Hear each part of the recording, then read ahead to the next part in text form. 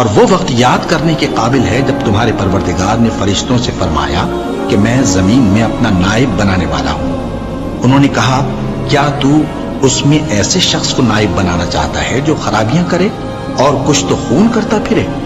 اور ہم تیری تعریف کے ساتھ تسبیح و تقدیس کرتے رہتے ہیں۔ فرمایا میں وہ باتیں جانتا ہوں جو تم نہیں جانتے۔ اور اس نے آدم کو سب چیزوں کے نام سکھائے، پھر ان کو فرشتوں کے سامنے کیا اور فرمایا کہ اگر سچے ہو تو مجھے ان کے نام بتاؤ۔ انہوں نے کہا تو پاک ہے، جتنا علم تو نے ہمیں بخشا ہے اس کے سوا ہمیں کچھ معلوم نہیں، بے شک تو دانا ہے، حکمت والا ہے۔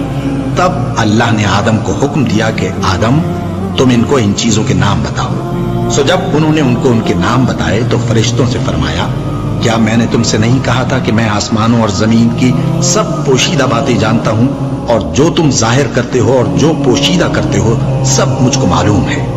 اور جب ہم نے فرشتوں کو حکم دیا کہ آدم کے آگے سجدہ کرو تو وہ سب سجدے میں گر پڑے مگر شیطان نے انکار کیا اور غرور میں آ کر کافر بن گیا۔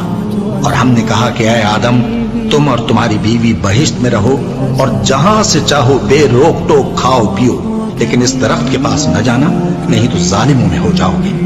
پھر شیطان نے دونوں کو اس درخت کے بارے میں پھسلا دیا اور جس عیش و نشاط میں تھے اس سے ان کو نکلوا دیا۔ تب ہم نے حکم دیا کہ بہشت بری سے چلے جاؤ، تم ایک دوسرے کے دشمن ہو، اور تمہارے لیے زمین میں ایک وقت تک ٹھکانہ اور معاش مقرر کر دیا گیا ہے۔ پھر آدم نے اپنے پروردگار سے کچھ کلمات سیکھے اور معافی مانگی تو اس نے ان کا قصور معاف کر دیا۔ بے شک وہ معاف کرنے والا ہے، بڑا مہربان ہے۔ ہم نے فرمایا کہ تم سب یہاں سے اتر جاؤ، جب تمہارے پاس میری طرف سے ہدایت پہنچے تو اس کی پیروی کرنا کہ جنہوں نے میری ہدایت کی پیروی کی ان کو نہ کچھ خوف ہوگا اور نہ وہ غمناک ہوں گے، اور جنہوں نے اس کو قبول نہ کیا اور ہماری آیتوں کو جھٹلایا وہ دوزخ میں جانے والے ہیں اور وہ ہمیں